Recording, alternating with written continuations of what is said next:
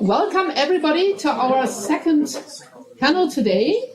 The panel bears the title Rethinking Ukraine's Past for a Common European Future. And I think we have very different approaches, and it will open up some new aspects, some new insights, and I think we will have some threads that have links to the panel we had before. So I hope we will have four speakers. I'm not sure whether Jurko Prochasko is with us already in this very moment, but we are all working on that. So I would like to introduce, first of all, Kateryna Kobchenko to you. I'm very pleased to do that because Kateryna Kobchenko is from Münster University. She holds a habilitation scholarship of the Konrad Adenauer Stiftung. And previously, she worked as a research assistant at my chair, and we had a wonderful time together. She graduated from the Taras Shevchenko National University of Kiev, where she also wrote her dissertation and worked for a number of years in the Center of Ukrainian Studies on the Faculty of Philosophy. She has been in Germany for several years. She had received a scholarship of the German, the DAAD Foundation for Exchanges and Alexander von Humboldt Foundation.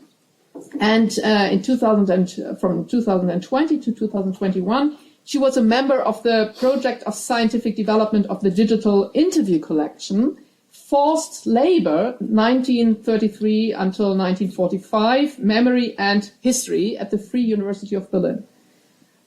She is a member of the Austrian Ukrainian Historians Commission and of the International Advisory Board of the Topography of Terror Foundation in Berlin. Her current research, her second book project, is devoted to the history of the Ukrainian political immigration in Germany after the Second World War in the context of the Cold War. Now, I will present you our second speaker, Jurko Prochasko. He is a Germanist. He is a translator, an essayist, a publicist. He has written lots of articles in Die Zeit, Frankfurter Rundschau, and what is most impressive, he has translated from German into Ukrainian fundamental works written by Goethe, Kleist, Musil, Kafka, Rilke, Hofmannsthal. It's incredible, and not only from German, but also from Polish and Yiddish. I mean, not Goethe, but he studied German and psychology at the Ivan Franko National University of Lviv and trained as a group analyst in Austria. He is a corresponding member of the Saxon Academy of Arts. He won the Friedrich Gundolf Award for the communication of German culture abroad of the German Academy of Language and Poetry. He got the prize, the Austrian State Prize for Literary Translation. He's a member of the Ukrainian Center of the International Pen Club, a member of the German Academy of Language and Poetry, and he lives in Lviv, where he teaches at the Ivan Franko University and the Psychoanalytic Institute that he co-founded, and works as a psychoanalyst. And if I may add, Jurko is the ever best possible city guide of Lviv you can imagine. I was in happy old days, that means before the war, I had the privilege to get a tour led by him, and I will never forget it. Our third speaker, Tatiana Zhurzhenko, she completed degrees in political economy and philosophy at the Kharkiv National University in Ukraine, where she subsequently taught as associate professor. Her academic career brought her to Austria. There she was a Lise Leitner Research Fellow at the Department of East European History at the University of Vienna with a project on the Ukrainian-Russian border in national imagination, state building, and social experience. After that, she was a fellow. She continued to be working at the University of Vienna with a project on politics of memory and national identity in post-Soviet borderlands, Ukraine, Russia, and Ukraine, Poland. She has been teaching East European politics at the Department of Political Science at the University of Vienna. And after that, she was in charge of the Ukraine and Russia program at the Institute for Human Sciences, also situated in Vienna. She was a visiting scholar at the university in Helsinki and Toronto, as well as Harvard University and London Metropolitan University. And since July 21, she joined the ZOIS as a researcher in Berlin. And I think since then you're there, right? Now our fourth speaker is Benjamin Schenk. He is professor of Eastern European history at the University of Basel, Switzerland, since 2011. And after completing his doctorate at the Free University of Berlin in 2002, he was a research assistant at the Ludwig Maximilian University of Munich from 2003 to 2010. In 2015, he initiated the Ukrainian research in Switzerland called URIS program, and I think it's the very best program we have in the German-speaking countries for the support of Ukrainian studies, for the support of Ukrainian fellows. This initiative aims to deepen academically based knowledge of Ukrainian history, society, and culture in Switzerland.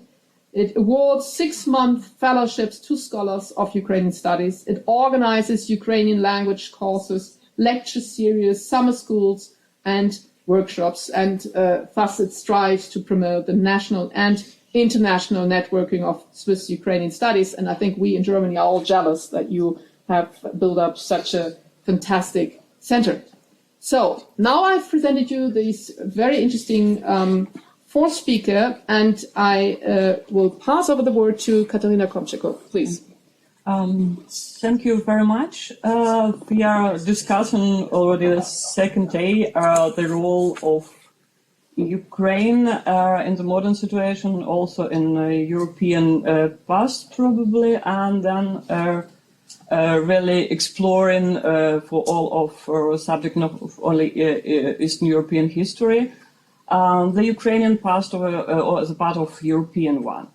And of course, there are a lot of challenges in this process. It's from one side, we already told about the lack of knowledge, but from the other side, probably there are ways how to do it, and it's some kind of challenge also for Ukraine itself, for Ukrainian academia, Ukrainian historians, also to just adopt or write Ukrainian history in the European one, and for European historians to take Ukrainian history more deeply and more serious, and also with changing of perspective, or I would say probably not changing but widening our horizon of knowledge. Because the Ukraine, as already mentioned and cited, Mark von Hagen, Ukraine is a laboratory of all different process, controversial process of the history of the 20th century, first of all.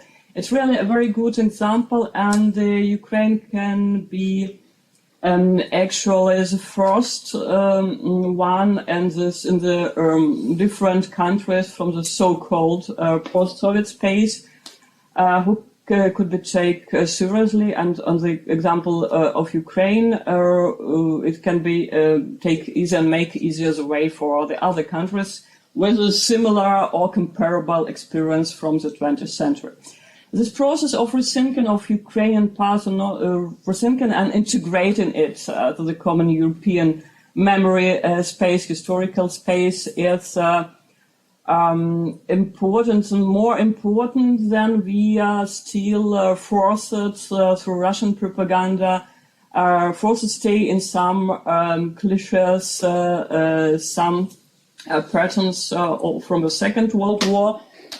Because Putin meant he fought against Russia.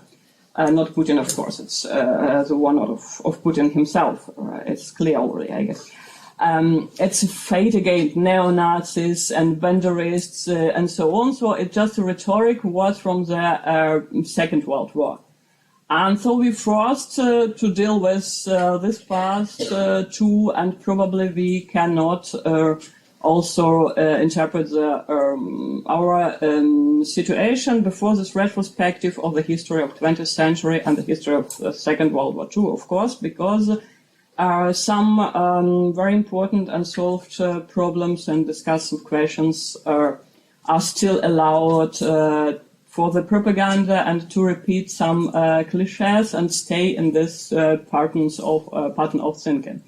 So Ukraine was a country, or it's also a question if the Soviet Ukraine was really a state. I guess this discussions still will took part. It's also a question. I'll come to it maybe later. But if we take the Second World War and the war of nowadays, the actual Russian aggression against Ukraine, we can say that now the aggression now it's a bit easier to interpret because the Ukraine was an independent state with internationally recognized borders, and now it's a bit easier to say who is the victim, who is the aggressor, who are the collaborators from Ukrainian citizens, for example, who decided to support aggressors and so on. So if you take Ukraine in the Second World War, it's a very mixed and very difficult situation because we even didn't have their own state. If Ukraine were completely stateless, it's a discussable question I already mentioned, but if you take Ukraine was not, Ukrainians were lived not in one state. There were different states, and the people were divided for centuries actually with the borders of different states. So the experiences we have taken always into account. The experiences of the different groups of Ukrainians were differ. And actually, as a nation, it is in between situations. The Ukrainian, as no other nation, they fought in different units of the Second World War and often against each other. It's more tragically than something else. It's really a kind of tragedy, of course, we can say. And if we try to mention the units, it's probably the most different units to compare to the other countries who, like in Western Europe, they had the only aggressor, Nazi Germany, and the decision to collaborate or to fight against it was a bit easier.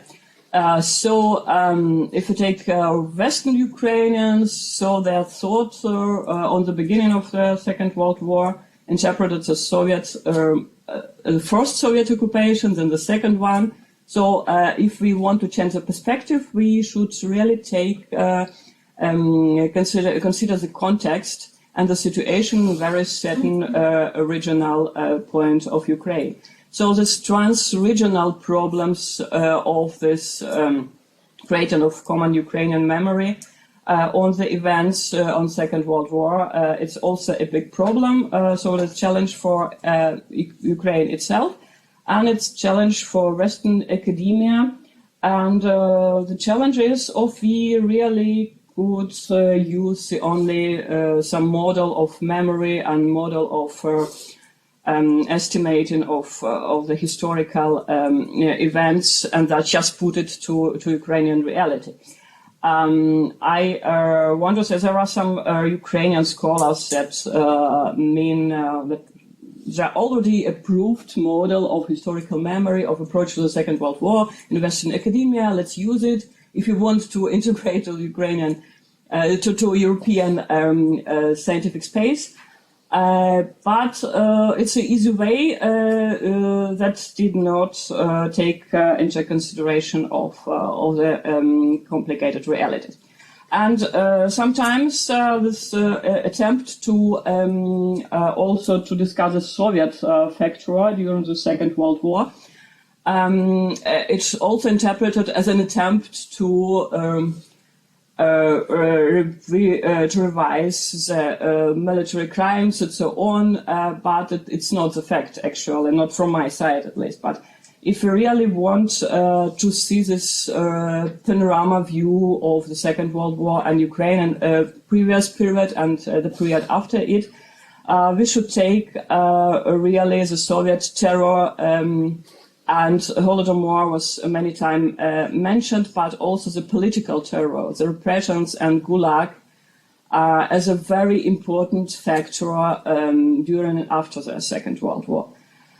Because it also this long time period of the Soviet terror in the interwar time, it's also created a situation of extreme violence and the occupation of the NS Germany. It took a shorter time to compare to the Soviet rule over Ukraine, and that's why it was, of course, an additional factor.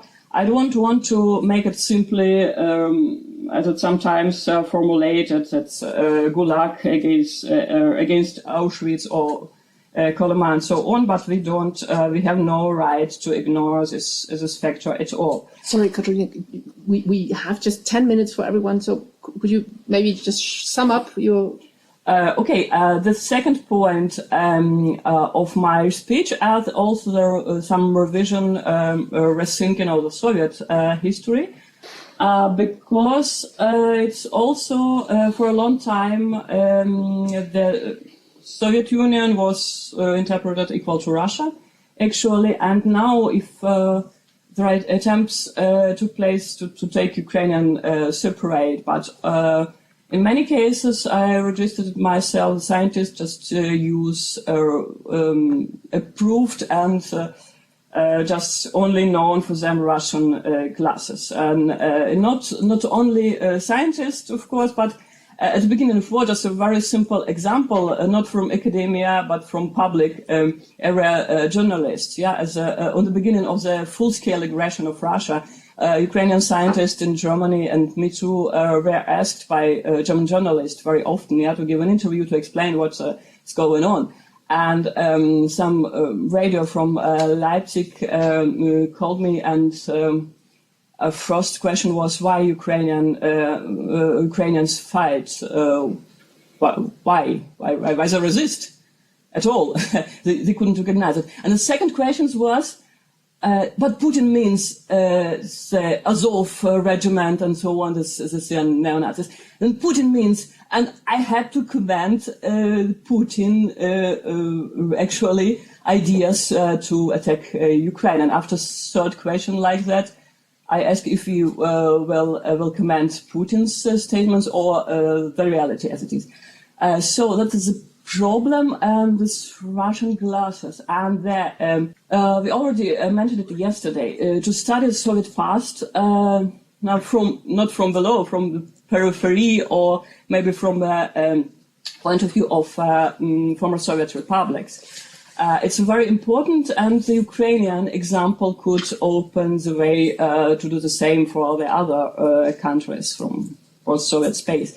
And it's a very important question on, it still didn't answer if the Soviet Ukraine was a part of was a form of national statehood, or it was in some kind of probably only Soviet rule and so on. It's an important discussion questions, and I guess it opens very good perspectives, and there are a lot of blind sports there on very local level, and to study which could open the perspective of this reintegration, or including Ukraine to a common historical space. Yeah. Thank you very much, Kateryna. Thank you for sharing with us the complexity of Ukraine's history in the 20th century and the multifactoriality of the different path of Ukrainians. So now I'm happy to see Jurko Prochasko. You can hear us, Jurko? Yeah. Yeah. I guess you probably missed. I have already introduced you to the audience, but I'm now happy to pass over the word to you. Please, Jurko. Thank you very much. Thank you, Ricarda. Thank you, colleagues. Thank you for the invitation to this conference. I seem to be the only one in this class who prefer to speak German instead of English. Better in a language I can better speak than any in mediocre English, and I think it has much more to do with our topic, the status of German in the past and now, then we are able to understand. So I would, ich würde gerne heute die Perspektive ein wenig ändern und das Thema heißt ja Rethinking Future. Und ich würde gerne einige Ansätze vorschlagen, wie man überdenken könnte.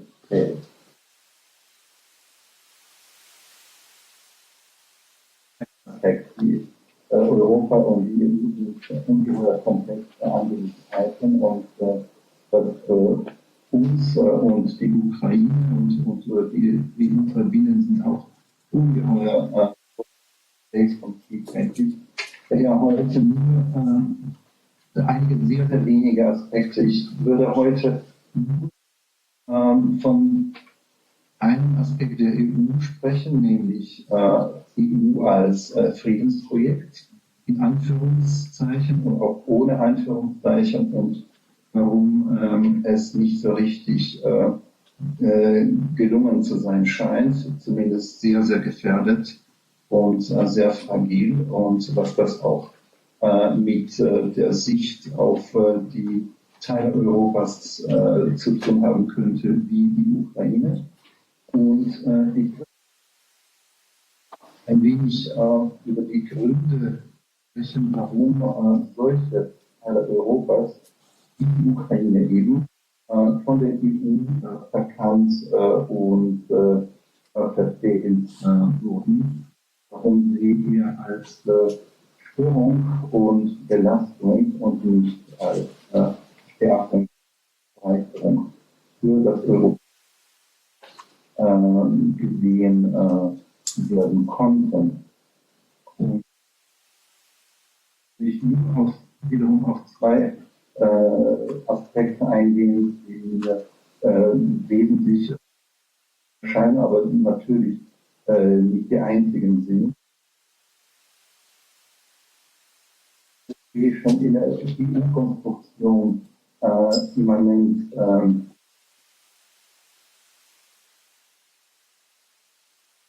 aber die strukturell immer wieder dazu führen, dass die EU ein Projekt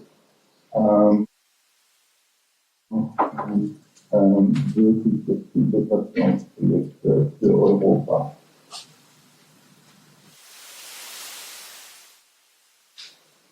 Gerade in diesen Tagen wird das Status der EU umgedeutet und umdefiniert. Vom normativen Projekt einer unierten, universalistischen Softpower sieht sich die europäische Gemeinschaft zunehmend in einen Verteidigungs- Es wird eindringlich deutlich, wie kostbar diese Träger der westlichen Traditionen, Vorstellungen und Werten, aber auch wie gefährdet, bedroht, ja gehasst, vielfach gehasst, wie fragil er auch geworden ist. All das hat mehr mit der Ukraine zu tun, als es uns fürs gewöhnlich bewusst und als es uns lieb wäre. Die Europäische Union, die seinerseits als das Friedensprojekt par excellence konzipiert und gegründet worden war auf zwei Grundstrategien angelegt. Zum einen die Sicherung des inneren Friedens innerhalb der EU, die Verunmöglichung weiterer Kriege, nicht nur Vorbeugung jedweder kriegerischer Auseinandersetzungen im Inneren Europas, das, was wir als nie wieder kennen, und zum anderen die weltweite Ausstrahlung als gelungenes Vorbild und Muster durch eine Sicherstellung des Friedens mit Mitteln des Handels mit einem Wort Austausch. Sie zielte darauf ab, anziehend zu sein, ohne expansionistisch zu sein, zum Nachahmen animieren, ohne hegemoniale Ansprüche zu erheben, ja sich tunlichst davor zu hüten, auch noch im Ansatz diesen Anschein zu erwecken. Nun scheint es, die EU hat diese beiden Ziele weitgehend verfehlt. Noch herrscht innerhalb der EU zwar Frieden, es werden aber die Zersetzungsgelüster und Spannungen von innen immer deutlicher. Auch von außen wird es immer deutlicher spüren, dass es sehr, sehr viele Kräfte gibt, die EU nicht nur nicht schätzen und davon nicht begeistert sind, sondern sie geradezu als Bedrohung für sich betrachten und erklärtermaßen zerstören wollen. Ein Treiber und Nutznießer der Globalisierung ist die EU dabei aber stets gewesen und geblieben, was in vielen Augen weltweit einen schalen Eindruck von Heuchelei wegen verkappten Expansionismus und getarnten Ausnutzen stärkerer Ausgangspositionen hinterließ und so zu erheblichen Ressentiments gegen die EU führte. In Sachen innere Sicherheit hat sie die EU auf ihre genuine Konstruktion verlassen. Im Feld der äußeren Sicherheit hatte man eine äußerst ambigue Einstellung. Als wollte man die wirklichen Gefahren nicht wirklich wahrnehmen. Daher hatte man sie dauerhaft ausgeblendet, war man ja auch so sehr von der Aussagekraft und Attraktivität ihrer eigenen Erzählung und Einstellung überzeugt, sowie von der Einbildung geblendet, niemand würde einem Friedensprojekt etwas Böses antun können. Indes hat sich mit der Konzeption und Konstruktion EU subkutan, aber umso gnadenloser was anderes getan, was jetzt rückblickend fatal auf ihre Resilienz auswirkt. Es ist zu einer Vereinnahmung des Begriffs und der Vorstellung Europas durch die EU gekommen. Diese beiden Begriffe sind tautologisch geworden, bedeutet große und wichtige, aber damals in ihrer Wichtigkeit völlig verkannten Teile Europas sind draußen geblieben. Und das bedeutet auch außerhalb dieses Friedens- und Verteidigungsprojektes. Und das, obwohl sie willens waren, der europäischen Gemeinschaft beizutreten, sich darum sehr bemühten und dies auch volle Überzeugung, nicht nur aus Überlegungen des Eigennutzes. Die Ursprünge dieses europäischen Unwillens oder auch Unvermögens, sich diesen Teil Europas als eigentliche, als dazugehörige und gleichwertige vorzustellen, sind vielfältig und äußerst komplex. Ich kann hier nur auf einige wenige eingehen, die aber unmittelbar mit der Ukraine als Beispiel und Ukraine als solcher zu tun haben und nun akut eines Umdenkens bedürfen. Eine fundamentale Tatsache wurde dabei ausgeblendet, die stark, aber auch wie unbewusst Aufteilung Europas in, ich nenne das, auratische und unauratische Kulturen verwurzelt ist, in wichtige, in Anführungszeichen unwichtige, erst-, zwei- und drittrangige Länder, Gesellschaften mit Gewicht und Ausstrahlung und solche ohne. Und wie nachhaltig diese unsichtbaren, aber auch sehr wirksamen Aufteilungen mit historischem Erbe zu tun haben, ob ein EU-Land, ein ehemaliges Imperium, eine Großmacht oder aber auch eine ehemalige innereuropäische Kolonie einer Großmacht war. Eröffnet auch die andere Perspektive, wie bewusst sich die Gesellschaften die jeweiligen EU-Länder ihrer verdrängten Großmachtreflexe sind oder nicht sind und was diese Verdrängungen zur Folge haben. Diese Folgen sind mannigfaltig, aber auch immer verheerend. Die führenden EU-Länder sind dadurch nicht in der Lage, die europäischen Traditionen der Länder wie die Ukraine zu verstehen, geschweige denn als bereichernd, wertvoll, ebenbürtig schätzenswert oder zumindest komplementär zu behandeln. Daher die erhöhte Bereitschaft, wie den vielleicht zeitweise noch nicht artikulierten, aber spürbar Angebot gelöst haben, in Form von Ansprüchen und Einflusssphären zu opfern und innerlich anzuerkennen, ohne deren Wert für einige Stärkung und Stärke zu erkennen. Die Ukraine als solche ist eine genuin westliche Vorstellung, ohne die Logik von 1848, die sie auch in ihrer heutigen Form und Ausprägung und in ihrer heutigen Manifestationen von den Unabhängigkeitserklärungen über die Maidans bis zu diesem Krieg nicht denkbar. Sie nicht als Störung und Belastung, sondern als Stärkung und Bereicherung rechtzeitig zu begreifen. Das war eine der größten Verfehlungen der EU. Auch eben für das Friedensprojekt. Daher auch die internalisierte Bereitschaft, über ihre Köpfe hinweg mit den wirklich zu zählenden, in Anführungszeichen, weil ebenbürtigen Großmächten zu handeln und zu verhandeln. Daher auch die Unfähigkeit, die anderen Spielarten des Nationalismus als die eigenen, vertriebenen und sich selbst verbotenen, das heißt als die imperialen und chauvinistischen Spielarten des Nationalismus, die man in sich selber sehr, sehr stark bekämpft, zäh und bekämpft und wie man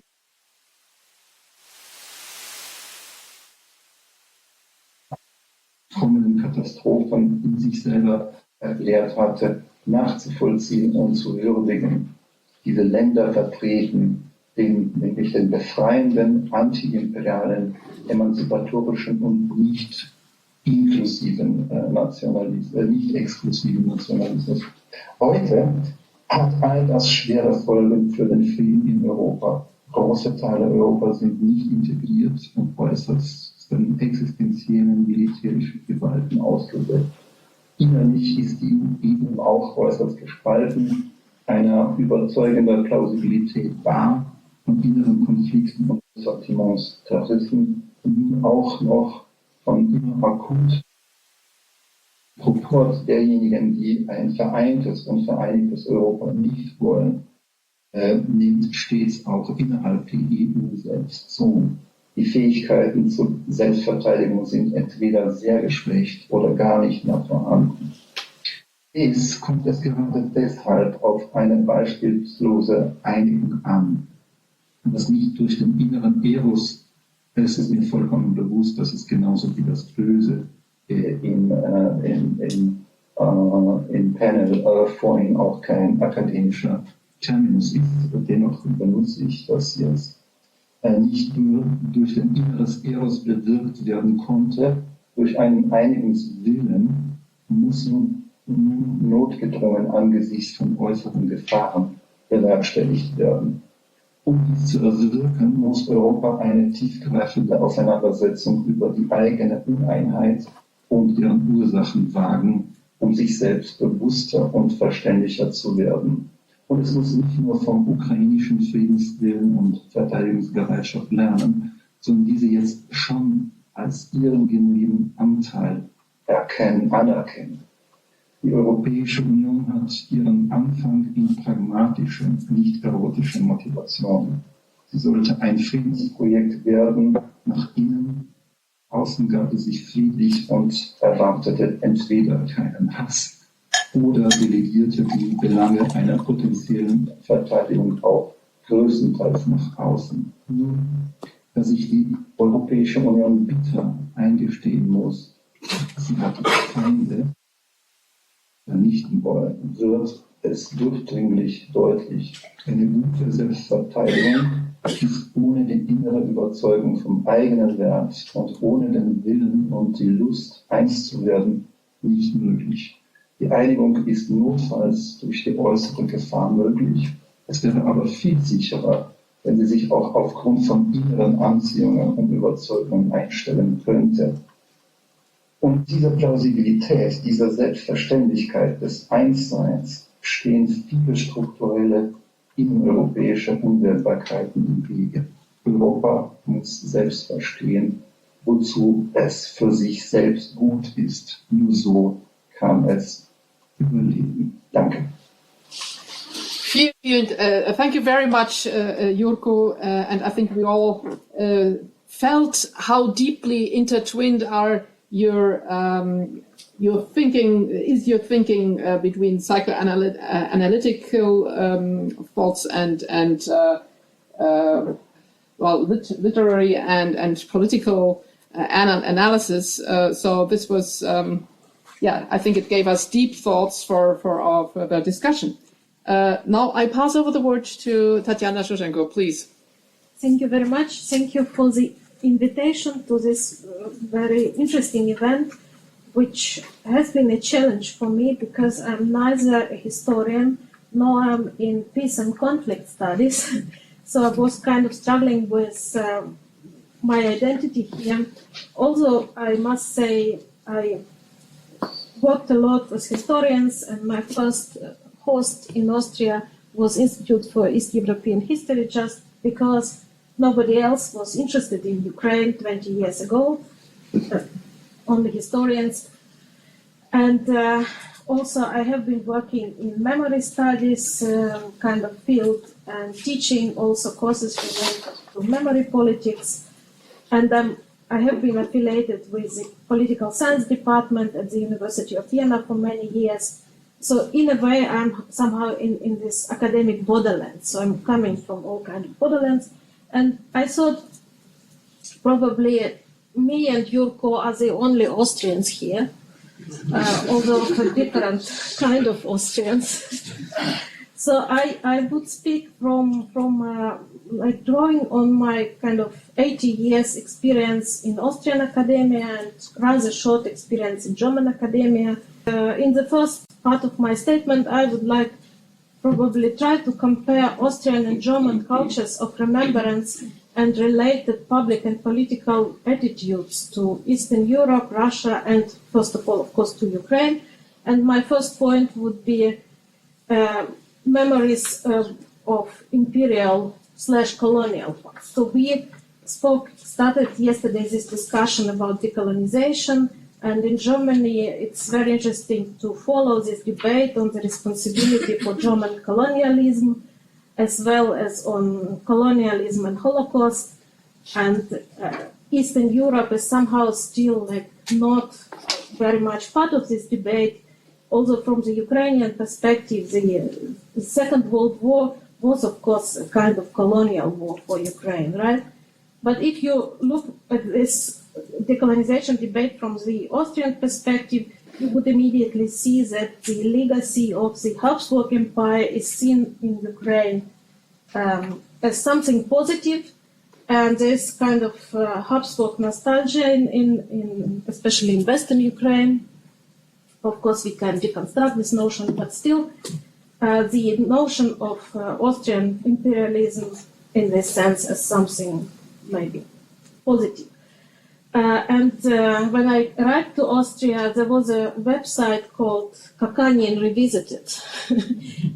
Kakanian is referring to Count monarchy, and I was immediately kind of, my attention was brought to this website. So even 20 years ago in Austria, there was an attempt to deal with Eastern Europe from this decolonization perspective, even if it was only limited to cultural study. Memories of World War II.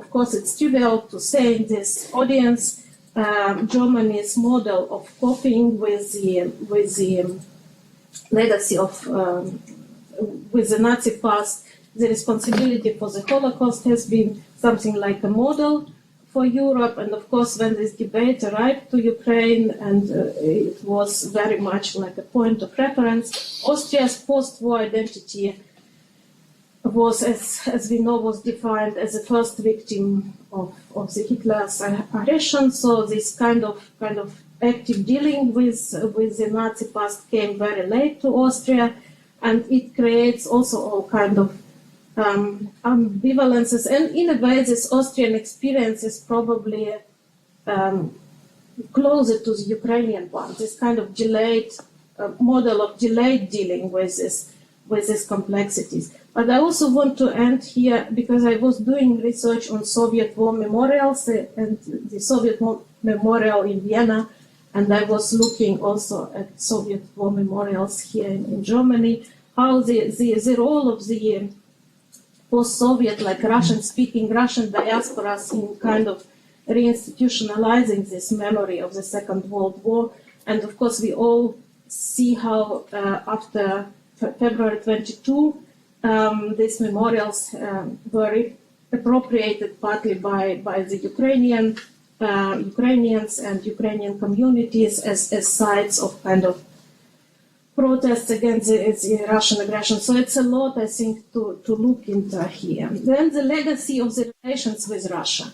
We know that for Germany, again, it's kind of trivial, this kind of historical guilt towards Russia, and because of the Second World War, and the kind of gratitude for the reunification of Germany and the end of the Cold War is something maybe not still like reflected enough underlying foundation of this Russophilia. While in Austria there is also kind of gratitude for ending the Soviet occupation back in 1955, and very different, of course, experience of Cold War because Austria was a neutral state, and this geopolitical neutrality is something which has become a national identity, and I encountered it very often in Austria that this Austrian model of neutrality was kind of proposed to Ukraine as a solution for Ukrainian problems. And it was always difficult for me to argue that this kind of neutrality Austria had, being part of the Western world de facto, is something very different with what Ukraine as neutral would become part of the Russian space. Historical legacy of relations with Eastern Europe. In Germany, again, it's framed like in terms of the responsibility for the German World War II crimes in Eastern Europe.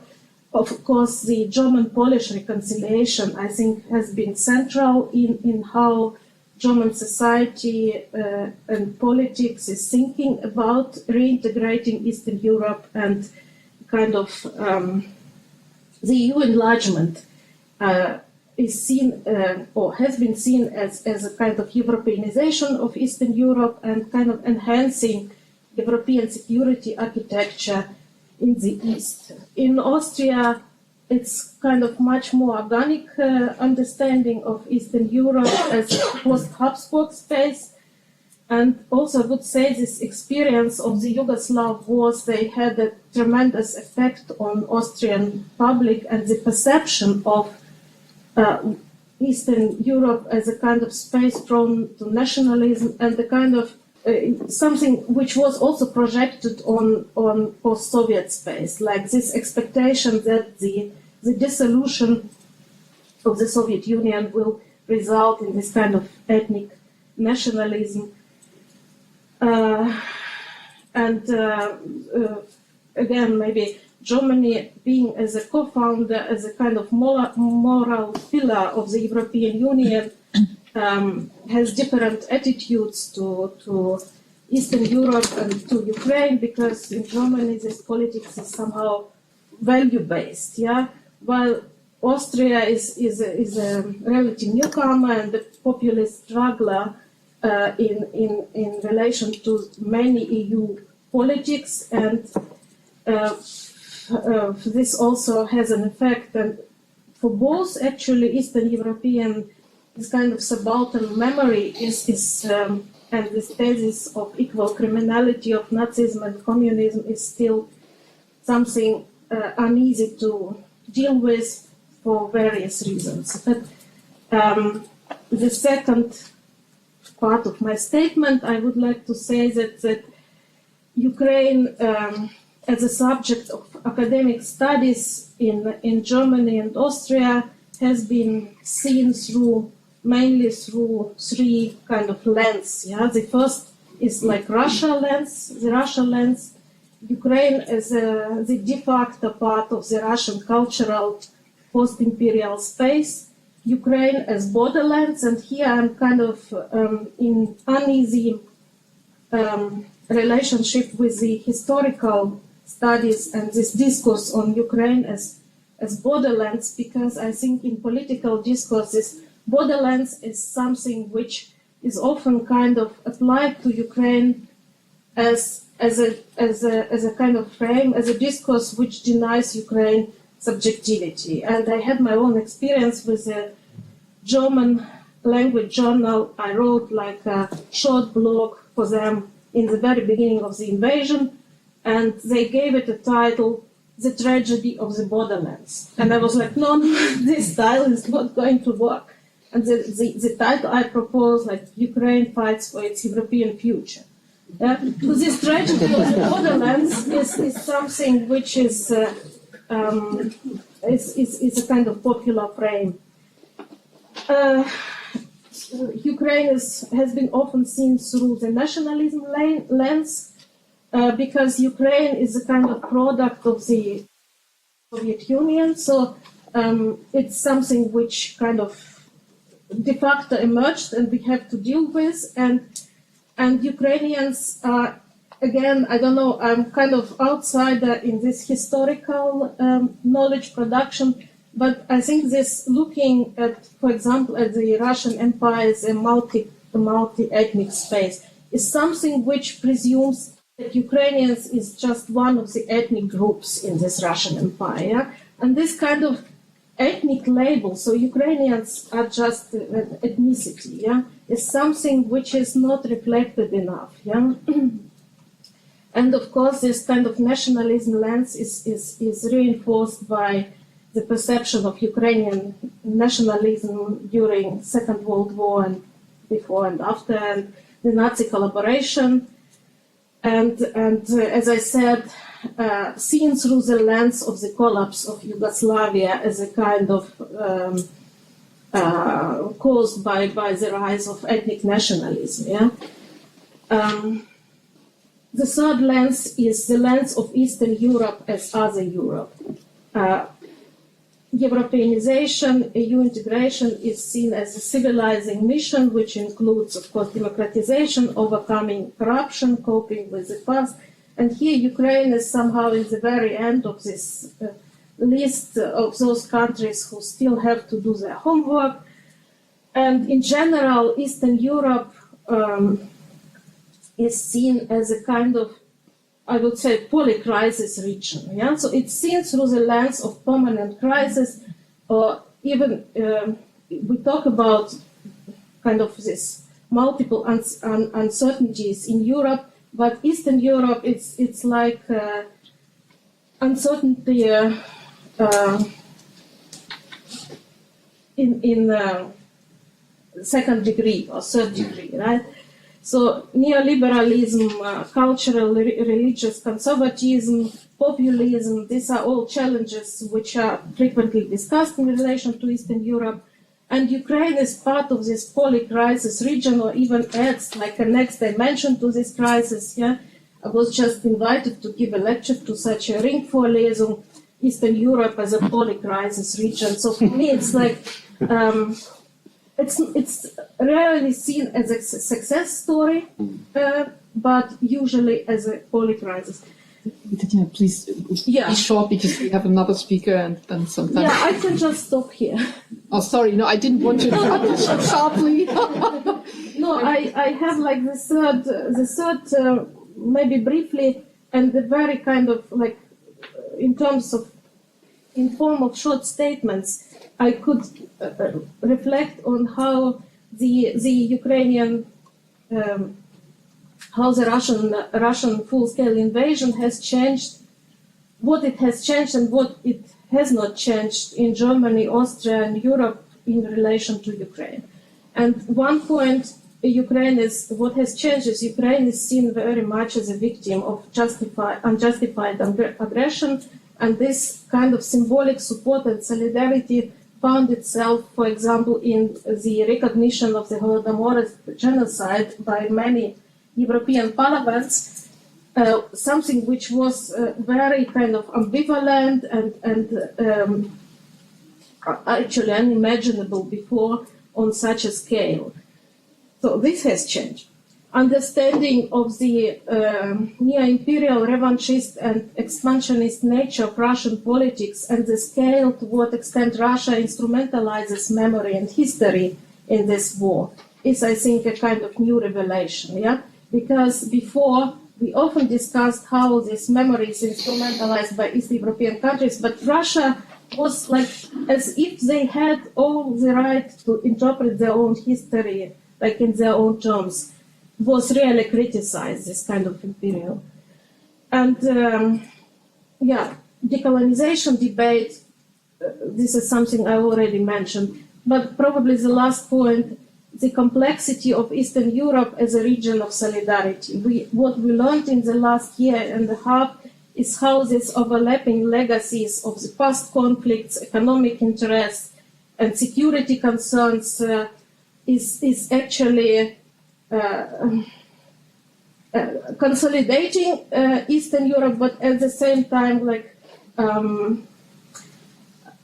fragmenting it. And look at the Ukrainian-Polish relations, look at how different Poland and Hungary reacts to the Russian aggression, look at the solidarity coming from the Baltic states, and you will understand that what we usually understand under Eastern Europe is something really, really diverse. Mm-hmm. So I stop here. Thank you very much. Thank you very much, Tatiana. I think it's a great approach of this conference that we do not only combine Ukrainian and German perspectives, but also different perspectives from German-speaking countries. So this is now it was very interesting to hear the lenses you compared from Austria and Germany, and now we get another German-speaking country perspective. Benjamin Schenk, please, the floor is yours. Thank you. It's always funny to be asked as a German to speak on the behalf of Switzerland, so I will not go into this trap because you can only make mistakes. So I will be very brief because a lot what I wanted to say has already been said. And just to briefly remind us that Ukraine in summer last year, in June 2022, officially became a candidate country for accession of the European Union. And I think for Ukraine, this was an important sign of support and solidarity in its fight against Russia's war of aggression. But also, I think for the European Union and the European community as a whole, Ukraine's future membership represents an opportunity to further overcome the division of the European continent after the Second World War.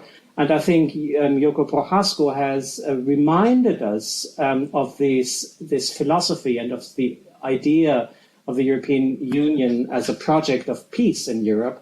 And I think the whole idea of enlargement of Europe, not only to Ukraine, but also like to the Western Balkans and so on, would give us an opportunity to remember this original goal of this whole project. But I would be rather skeptical whether the European Union is really ready to push ahead with urgently needed internal reforms. And these reforms, from my perspective, would be urgently needed for the accession of new member states.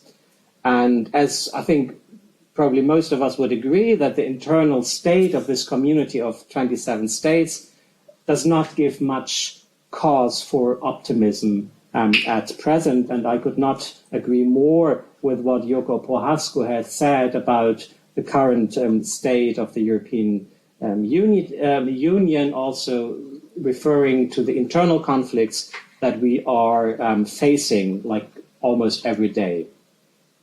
Moreover, it seems difficult for me still to imagine that the European Union will actually start negotiations about accession with Ukraine while the whole country is at war and the government does not have control over its own territory, its entire territory.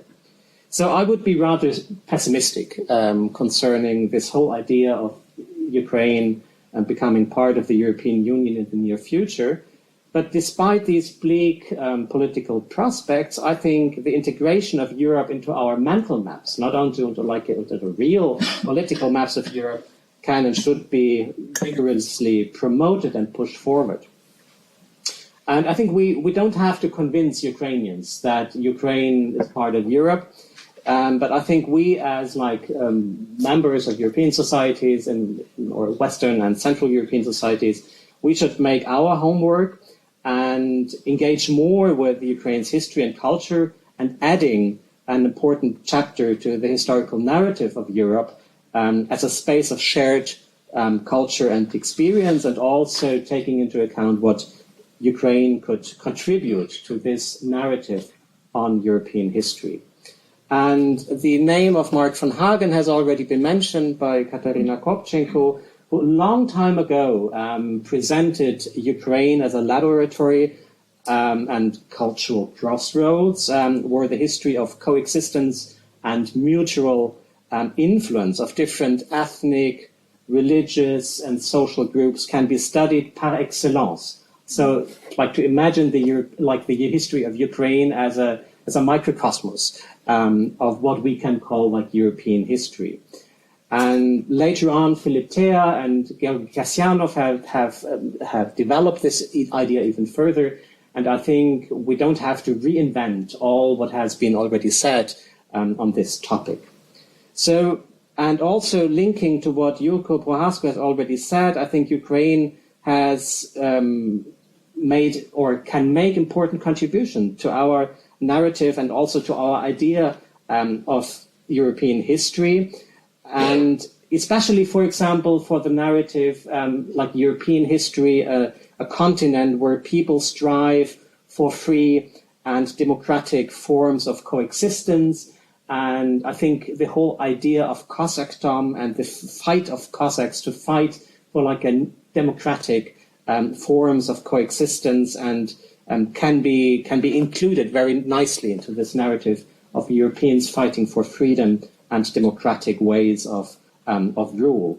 But also, and I think this Jurko Prochasko has already also said before, this whole story of a country struggling against authoritarian and imperial rule, there Ukraine, of course, can contribute to the whole idea of European history as a project of overcoming imperial and authoritarian rule.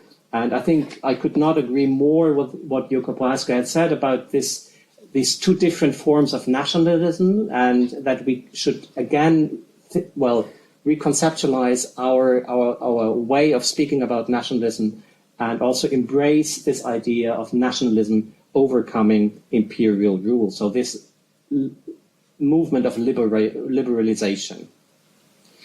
But again, I think we have to be very skeptical about these optimistic and only positive narratives about European history. And I think we should succumb to the temptation to tell the story of Europe only as a story of success and progress, and leave aside the dark chapters of our shared history. And this is unlikely to happen if we see also the suffering of people in Ukrainian history. So, for example, in the context of the Holodomor, the Great Terror, under Stalin, the Shoah and the Nazi war of extermination in Soviet Union as part of European history. And I think we should not go or follow this temptation of telling this bright historical history of Europe as this story of where everything went well, but also to put in the forefront these dark sides of our history. So, and I think this has already been said in other contexts, that the knowledge of Ukraine's history and culture is still extremely low in Western and Central Europe. And I would agree with this observation that after Russia's annexation of Crimea in 2014, and after the escalation of the Russian war of aggression against Ukraine in 2022, there was a temporary increase of interest in Ukraine in the West. But I think this window of opportunity that we have as experts in the field of Eastern European studies, this window is currently closing. And I have great fear that we might have missed this unique chance in history, really to put Ukraine on the Western mantle maps, because now we see that we have new crisis, the war in Israel, and that the West is like very keen to shift away its attention from Ukraine. And I think this development is really disturbing and frightening. So I would be rather skeptical whether we have really succeeded in putting Ukraine and Eastern Europe in general on Western mantle maps again.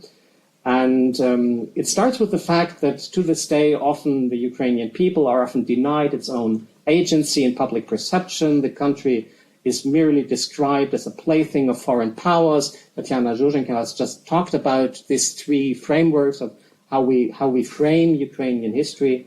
And when Ukraine is mentioned in public discourse, these stereotypical foreign images often play a role, and Russian state propaganda has vested interest in perpetuating these Western images and stereotypes about Ukraine.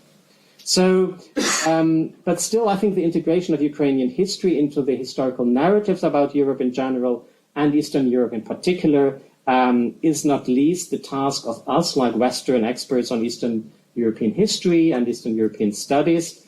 And I mean, we have been very self-critical today in the first panel about peace and conflict studies, but I think we as historians of Eastern Europe can also be very self-critical.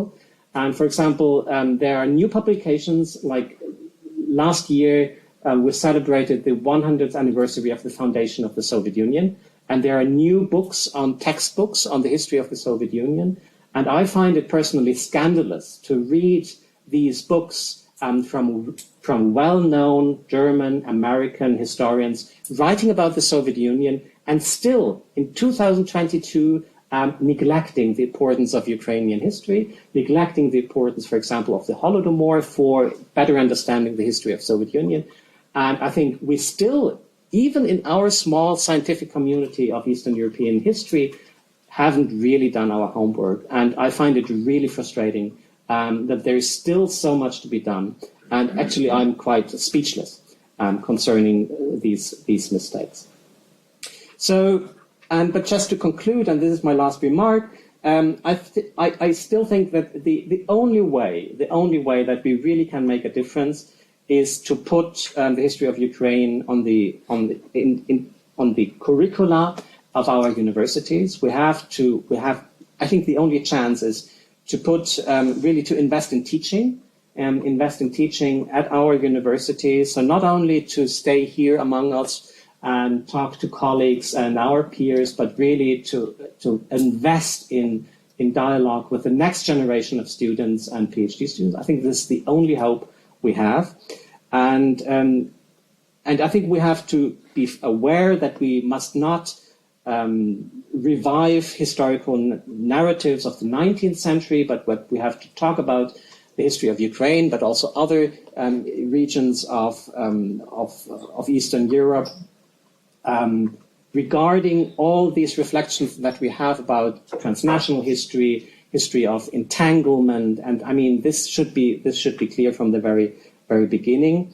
And I think it should also be indisputable that in addition to Ukraine, other long neglected regions of Eastern Europe should be greater consideration in research and teaching in the future, also including Belarus and other regions. I think it's not only about Ukraine, but it's also about other long neglected regions of Eastern Europe. And only if we succeed in anchoring Ukraine on the mantle maps of the next generation of pupils and students, I think the integration of Ukraine into Europe will succeed in the long term. And I wanted to be brief, and I will leave it here. Thank you. Thank you very much, Benjamin. And very pessimistic, skeptical findings or thoughts that you presented here. And I must add that you systematically went into schools and you talked to pupils in order to spread knowledge and to make them thinking about Ukraine as a subject and as a point of departure. So if you now, even after having done this, if you come to these kind of pessimistic conclusions, it is really, it's scary. Yes, we start collecting questions. Please, you were first. Thank you very much for this inspiring panel. And of course, my first question goes to the pessimist, to Benjamin. Because I'm not so pessimistic. I think there's one aspect which, of course, because we are in the middle of the events still, perhaps we underestimate. This is that Ukraine earned, simply militarily spoken, earned respect, which it never had before, as a decent adversary of a nuclear superpower, who managed with comparatively low-tech efforts to drive out the Black Sea fleet out of Sevastopol. So I think we should still not make the summary of it, because we are, as I said, still in the middle of the events evolving. So I would not be so quick to have this judgment. But I fully agree with you what you said on Soviet history, and so I was thinking about the same problem, and I think next book will be the history of Soviet Ukraine, because I think this is really desperate for us, for historians, to go into that. Thank you, Veronika Wendlang. Please, Valeria. Yeah, thank you so much. That was a fantastic lineup of speakers, and I wanted to make a very similar point, but addressing this question to Tatiana. It was a very helpful overview, and it resonated in so many ways. But when you were talking about the recent shifts in the perception of Ukraine, you were talking again of this sort of recognized victimhood, that it is a victim of unjustified aggression and this and that Russia is indeed revanchist and so on and so forth. So I was curious if there is any room in the German-speaking area for this sort of positive success story of Ukraine in terms of successful resistance, this kind of campaign, because from my perception, it much better resonated in the Anglo-Saxon, where this campaign, Be Brave Like Ukraine, this Ukrainian heroic resistance, and it was much like colder, sort of cooler perception in Austria more specifically, so if you can comment on that. And then I have a question to Jurko Prochasko, and I'm hesitant whether I should speak Ukrainian or English, so which way we will be translating? I think maybe you ask the questions. Jurko, will it be fine if the questions will be asked in English? Or should I... I can follow this in the English language totally. Okay. I have no problem to understand you. So please go ahead, ask in English. So I wanted to ask you about your psychoanalytical reading of the European attitude to Russia. Because we have these articles that are talking about this love-hate attitude of Russia to Europe, sort of this eros and thanatos, love me or I will kill you. But I'm curious what is like the reciprocity on the side of Europe, if you do have any interpretations. Okay, so one comment, one question, and then last questions of the first round, please. Yeah, okay. So I wanted to add also to this. I wanted to ask the speakers. So if you think of the European future of Ukraine, we usually would talk about integration in the European Union, which means vertical structures, institutions, government. But one of the success stories, I think, is Ukrainian civil society. That is a success story of independent Ukraine. And I wonder how this plays a role in the perception in European countries of integration of Ukraine, because Ukraine's civil society in Ukraine is obviously very different from society in Russia or even in Belarus. So could you comment on this as well? Thank you. Thank you. Okay, now I would like to give, first of all, would you like to start to answer or to comment? I'm not sure the questions were put on me, but I guess I can conclude probably the answers of the others, because they were very special addressed here. Also ich möchte 3 Gedanken äußern, die vielleicht sich zu einer Antwort fügen, vielleicht auch nicht. Die Frage nach der Einstellung der westlichen Welt, der deutschsprachigen Welt zu Russland ist natürlich überwältigend und sehr groß. Aber ich denke, es ging um die kulturelle Faszination die kulturelle Faszination, die es auch sehr schwierig macht oder gar unmöglich, Russland dem ganzen Zauber zu entsagen, also von diesem Zauber zu verlassen. Und wir können sehr, sehr oft diese Meinung hören, ja, Russland, was es jetzt tut, ist furchtbar, aber es ist dennoch eine große, wichtige, attraktive Kultur. Und das ist dermaßen resistent, diese Einstellung, dass man sich nicht den Eindruck verwehren kann, wie stark doch diese Kategorisierung und diese Faszination mit Großkulturen und mit großen kulturellen Errungenschaften mit dem imperialen Erbe sind. Ja, die russische Kultur ist groß, weil sie imperial war und bleibt. Und, das wird nicht einfacher dadurch, dass man sich im Westen ihrer eigenen imperialen Tradition verweigert und man sich wähnt in dem Zustand, wo man dieses Eigenimperiale schon überwunden oder verlassen kann oder dekonstruiert hat.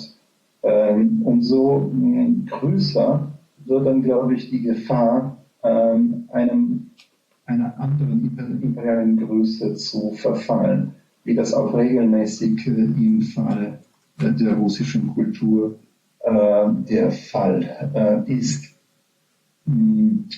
Dieses Faszinosum ist einfach unglaublich.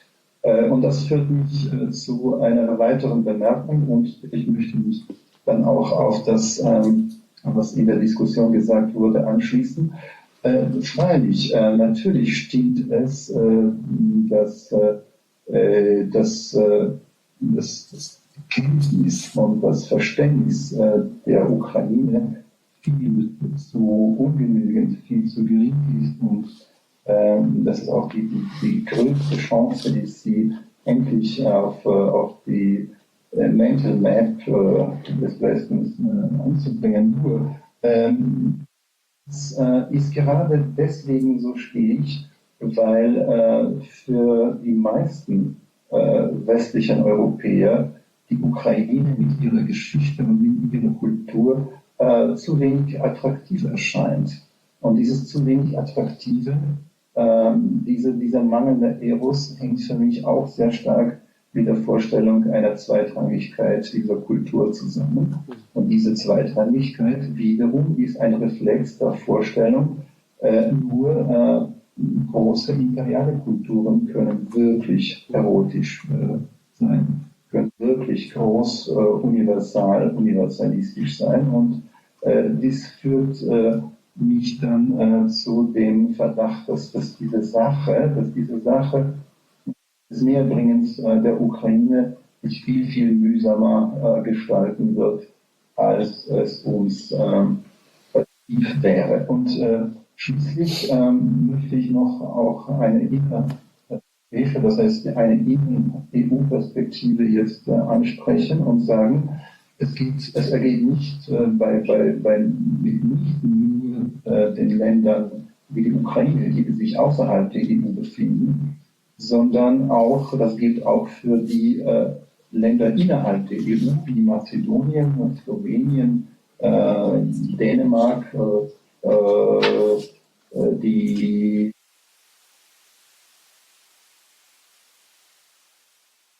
attraktiv und wie bekannt sind diese Kulturen und diese Geschichten auch innerhalb der EU. Und in der Frage, wo man eher hinreisen will als Europäer nach Wien, bleibt nach wie vor traditionell beantwortet, nicht?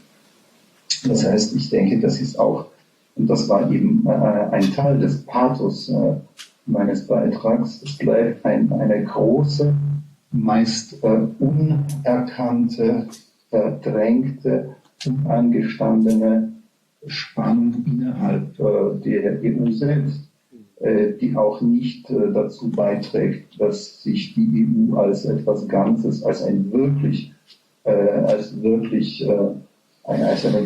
Einheit, die auch wehrfähig sehen kann und erleben kann. Okay, thank you, Jurko. Just for those of you who is there anybody who doesn't understand German, who couldn't follow? Just be very frank. It's not okay.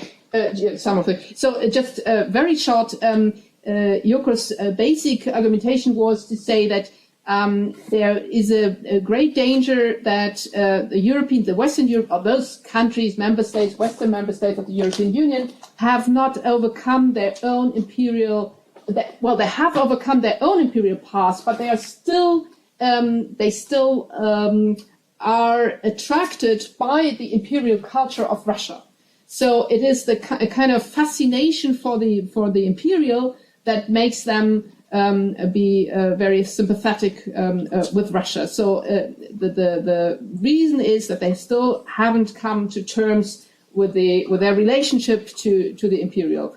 And then he followed up that Ukraine seems to be not interesting enough, and he has the suspicion that it is because once again Ukraine doesn't offer an imperial culture, and then he concluded that it is the problem within Europe that is basically posing the challenge, that the tension within the European states who do not have the same interest for the East European countries as for the Western countries, so that there's this balance within the European Union. So thank you, Jurko. And now we have a second round. No, sorry, Benjamin, you still. Yeah, have no. Okay. So pardon me. Sorry, you also, please. Yeah, just very briefly to answer to these two questions, which are they go into the same direction. So I think I agree with you, Valeria, that in the German-speaking countries, I mean, in Austria and in Germany, in this case, there is a kind of very suspicious attitude to this about Ukraine fighting, defending itself, just for many reasons. One reason is that neither Germany nor Austria have no memory of fighting on the right side for history or for the just cause, right? So any war is something like a breach with civilization, and there is nothing at all positive about this experience. I think in the Ukrainian case, so it's this suspicion to the heroic narrative, and I remember like Nikolai Klemenuk, a Ukrainian journalist, writing sometimes for FATS, he said you don't want heroes, give us more weapons. So this is so to say, the Ukrainian answer to this. And the success story, yes, it's always overshadowed by this kind of discourse of Ukraine as being very corrupted, and this corruption as being something which is difficult to root out. And of course, this kind of reinterpretation of Euromaidan actually as a successful revolution as a story of violence. Yeah. So this is how the Russian narrative about this is also, I think, recepted or has been recepted here in Europe. And in general, it's a great discrepancy how many Ukrainians I interviewed for my project, they kind of define their identity through the experience of revolutions, the Orange Revolution and the Euromaidan, yeah? So like personal identity transformation. And how here in Europe these revolutions are, so from the Russian perspective, revolution is just chaos and danger to the statehood, and every revolution is bad. And from the kind of German-Austrian perspective, this is enough left-wing public celebrating revolutions, but please not this kind of revolution. It's a wrong revolution. It's a right-wing kind of nationalist revolution. We want a different one. So, if you want, maybe. just if you. Yes, I just try to be briefly. I support the idea of Valeria. Of course, we really need, I guess, some kind of cultural diplomacy and come out from this always only tragical narrative of Ukrainian history. Now, what is known about Ukraine mostly in popular culture, not only Holodomor, Chernobyl, tragedies of the Second World War, this discussions about revolution, and so on. So probably as really a lack of Ukrainian cultural diplomacy. We have very really interesting things of primitive art, for example, very exclusive things that we could present in Western Europe and Europe as a whole, everywhere that are very Ukrainian and very positive. So I guess it's a good alternative to this permanent crying on our past. It was actually a Zoom question to Tatiana. Thank you for this wonderful overview. Which role do established academic East European centers in Austria play in the formation of memory, culture, and knowledge about Ukraine? Do you observe any dynamics in this respect? Okay, no, just wait a second. We will gather and then we will have the final. I did not understand the Oh, pardon me. Sorry, the question. Could you repeat the first sentence? Yeah, sure. Which role do established academic East European centers in Austria play in the formation of memory, culture, and knowledge about Ukraine? Mm-hmm. Okay, and the other question was to Benjamin. Regarding the last notice on Soviet history, do you think there is a... Thank you. I have two questions.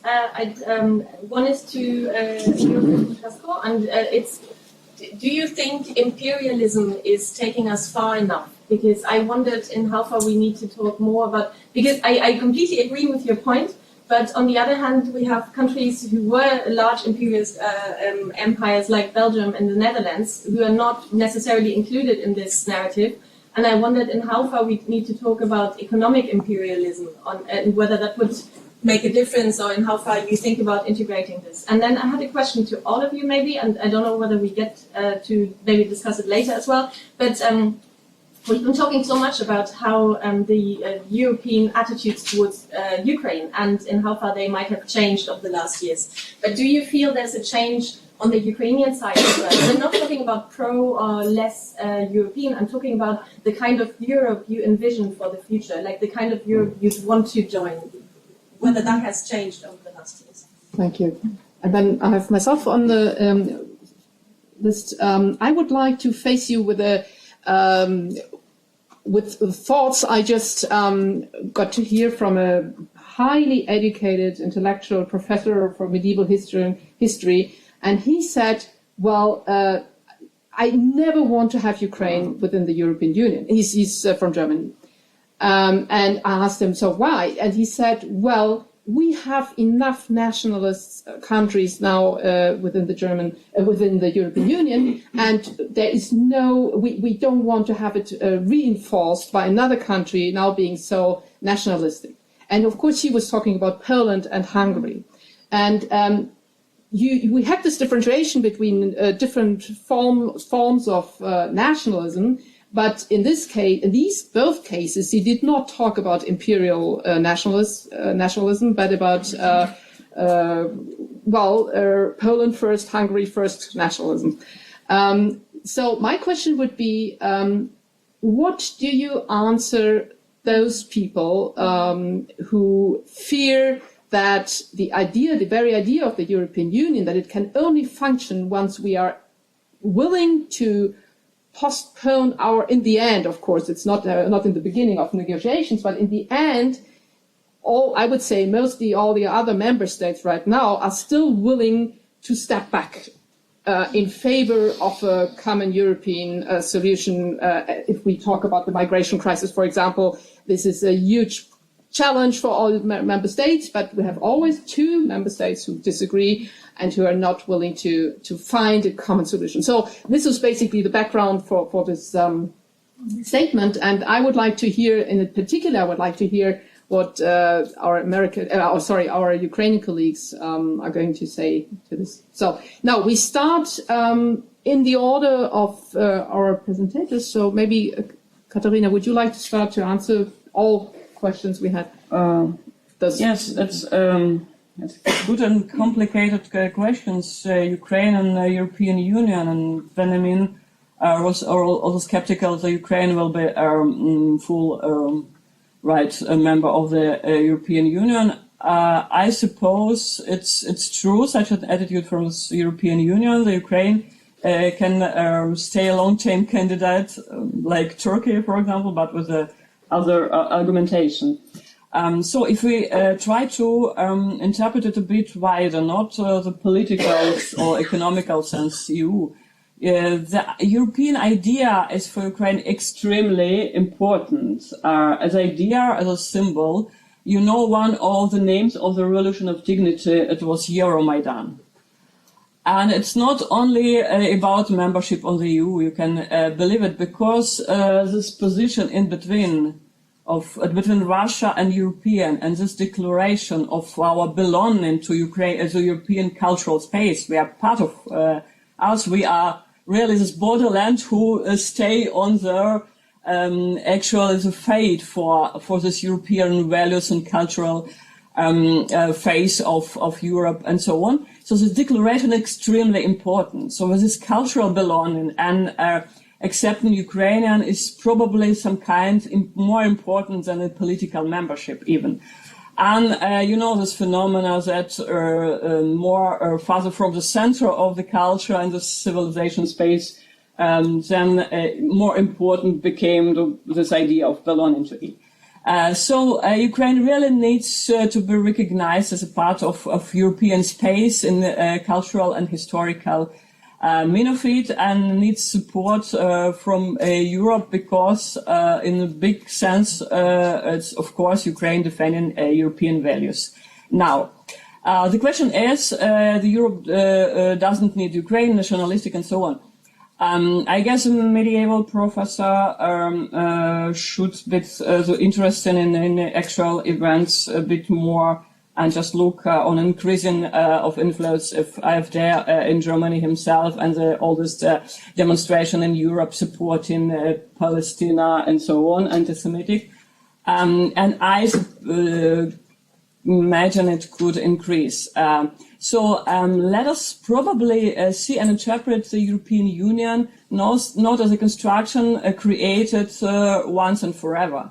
Maybe the European Union can also be a bit flexible and changeable and not so bureaucratic. So then in this case, in the future, I don't mean the nationalistic and so on, but to find the balance between their ideas and nationalism cultural sense. So for Ukraine, the belonging, for example, Ukraine again, belonging to European culture means at the same time the Ukrainian culture is also very important, and language and so on, because it was always also punished with Russian culture. So nationalism, in this case, just the necessity at least to have space for itself.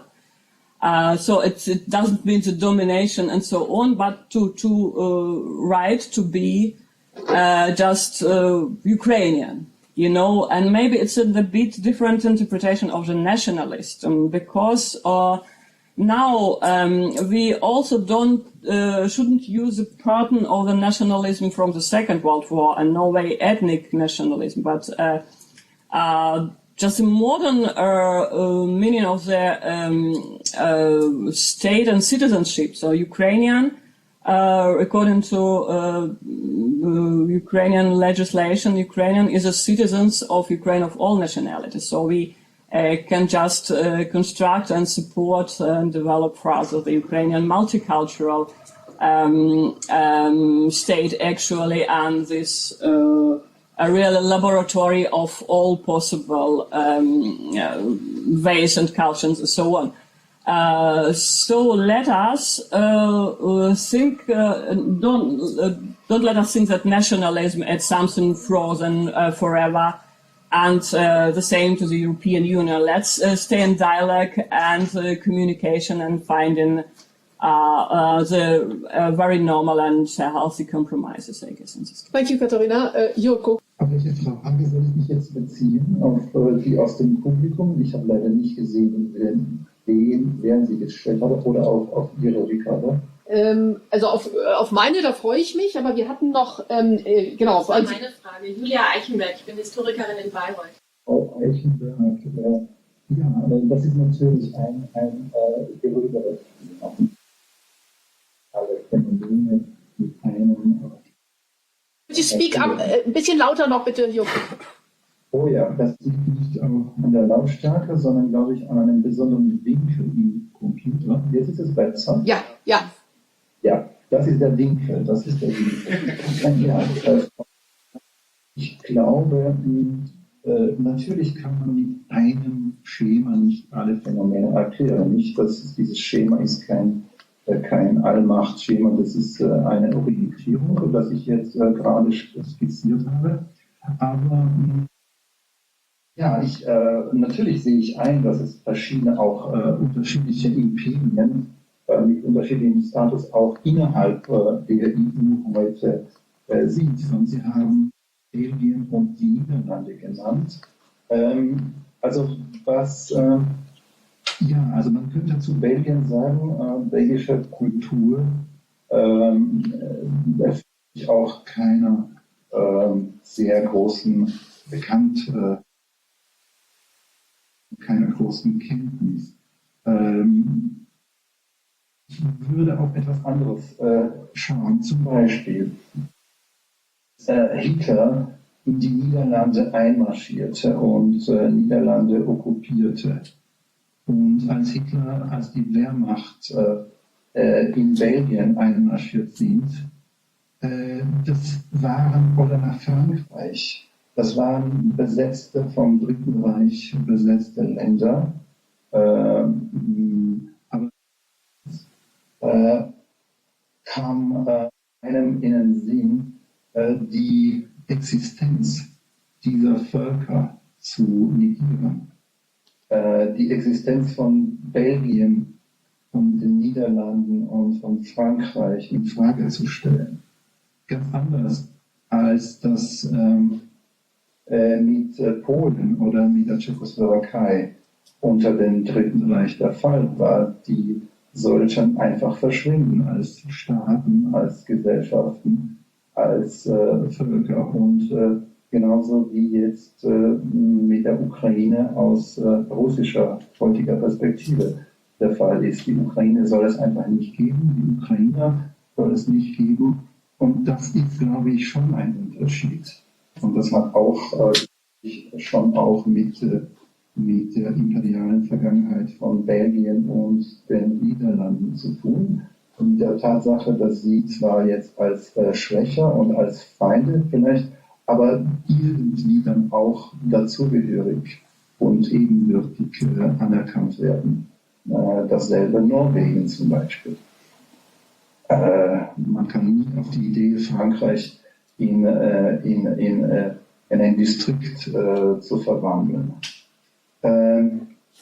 Was ich auf die Frage des Nationalismus antworten würde, ist, ich bin auch sehr häufig konfrontiert mit der Vorstellung, die Ukrainer vertreten eine sehr archaische Form des Nationalismus und bei allen wird das in diesem Krieg gegen das Putin-Russland und diese Wehrfähigkeit und Verteidigung lautet bei vielen dann dennoch die Angst, am Ende nach dem Sieg können sich dann doch aus diesen tapferen Ukrainern dann irgendwie Höhlen und archaische Nationalisten entpuppen.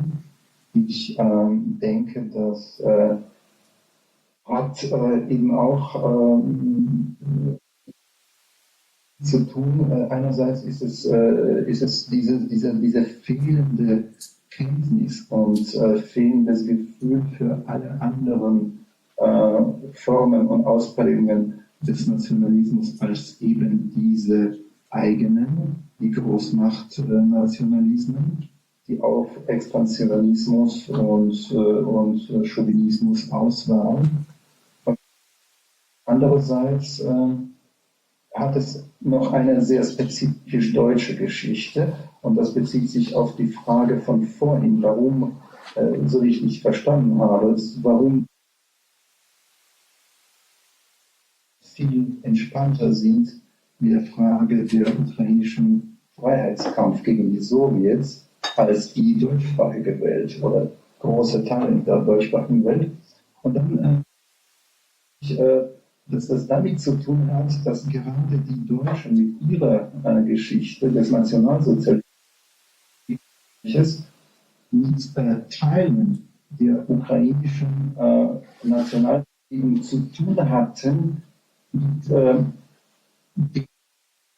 hatten teilweise, die sie auch bekämpft hatten, aber sie haben auch diese Erfahrung gemacht, dass Teile der ukrainischen Nationalbewegung wirklich auch sehr integral sein kann, Vertreter von Ethno-Nationalismus, der mit dem Dritten Reich kooperierte. Und andere Teile, und das war nur ein schmaler und nicht einmal der bedeutendste Segment von einem großen Spektrum von ukrainischen nationalen Ausprägungen zu dieser Zeit. Und dann spielt es noch die Rolle, dass diese Teile der kollaborierenden Ukrainern von den Deutschen eben als Handlanger und als Mitverantwortliche betrachtet werden, aber nicht als die dann zu verurteilen sind, genauso wie die eigenen früheren Aspekte zu verurteilen sind. Und da deckt sich diese Wahrnehmung auf eine ungeniale Art und Weise mit der großrussischen Propaganda, die genau nur diese Spielarten des ukrainischen Nationalismus wahrnehmen und exponieren will und den gesamten ukrainischen Nationalismus eben nur darauf reduziert, auf diese sehr, sehr schmalen Segmente. Da treffen sich diese beiden Welten, die großdeutsche und die großrussische, in Folgen in Einverständnis. Vielen Dank, Jurko. Tatiana Zhurzhenko. Yes, thank you for your questions. First of all, about the Austrian landscape, I'm afraid it's not enough time now to go into the details. Of course, what I've presented was a kind of artificial separation because in the academia, almost all Austrian professors I know are Germans. So I don't know to what extent Austrian and German academic cultures differ, if one can kind of draw this line, which is a bit sad because I think the transnationalization of the universities has this effect that it's not so easy anymore to trace this kind of connection with the national debates and with the national ground, right? So, of course, there are institutions, there are East European studies in some universities. There is also non-university institutions like the IWM, which has now a very big Ukraine program with fellowships of all kinds, and this is a kind of traditional already policy there.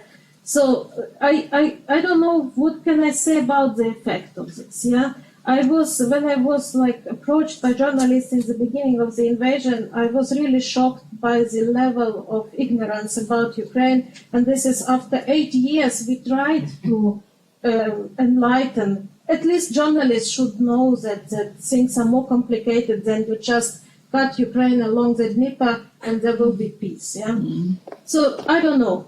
This is why I will stop with this question about discourses of Europe. It's a very good question. I think on the level of the elites, Europe is very much not like a security provider in this situation at the first place, and all other issues come next. Yeah, and of course we had this kind of taste of the future conflicts recently in the economic war with Poland, and I think this we will experience much more because Ukraine is or at least it was significant. It had significant economic weight, especially in agriculture and some other areas, and it will be not without conflicts. I wanted to say something else. I was dealing here more like in my recent research with the kind of vernacular discourses of Europe among Ukrainians who emigrated or were displaced to the EU countries. And I think it's a very interesting kind of development because we have thousands and hundreds of thousands or even millions of Ukrainians who have this now first-hand experience of living in the EU countries and kind of encountering what the European welfare state is, what is school system, what is healthcare system. And this is a kind of changing minds on the mass level. And I think this is kind of underestimated what will be the effect of this when Ukraine will be approaching the European Union in concrete terms. Speaking about nationalism, I don't know, I think a lot will depend on how this war will end. Yeah, if Ukraine will be defeated, of course, it will be huge resentment. And in general, we all know that nationalist parties actually don't have much electoral support in Ukraine, even after the Euromaidan. So they are marginal, and actually Ukrainians vote for populists, but social populists, not like nationalist populists. And I don't think it will change much because Ukraine will have huge social and economic issues, and this is what concerns people in the first place. Thank you, Kateryna.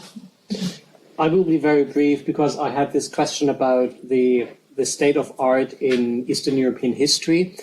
And as I said before, I think there is still much to be done on the topic of to decenter and maybe even to decolonize. I'm not sure whether this concept is really helpful, but to decenter Eastern European history is definitely important.